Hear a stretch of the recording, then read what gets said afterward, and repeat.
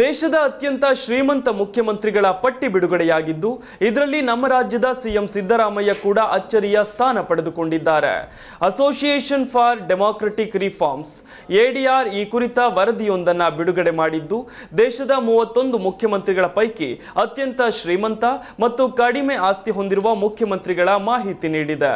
ವರದಿ ಪ್ರಕಾರ ಆಂಧ್ರಪ್ರದೇಶದ ಮುಖ್ಯಮಂತ್ರಿ ಎನ್ ಚಂದ್ರಬಾಬು ನಾಯ್ಡು ಅವರು 931 ಕೋಟಿ ರೂಪಾಯಿ ಮೌಲ್ಯದ ಆಸ್ತಿಯೊಂದಿಗೆ ಭಾರತದ ಅತ್ಯಂತ ಶ್ರೀಮಂತ ಮುಖ್ಯಮಂತ್ರಿಯಾಗಿದ್ದಾರೆ.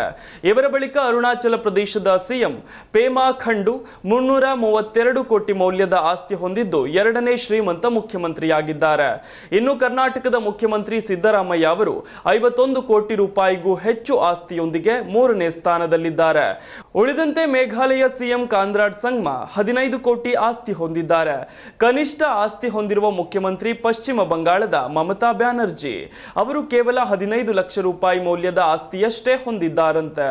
ಇನ್ನು ಜಮ್ಮು ಮತ್ತು ಕಾಶ್ಮೀರ ಸಿಎಂ ಒಮರ್ ಅಬ್ದುಲ್ಲಾ ಅವರು 55 ಲಕ್ಷ ರೂಪಾಯಿ ಮೌಲ್ಯದ ಆಸ್ತಿ ಹೊಂದಿದ್ದಾರೆ.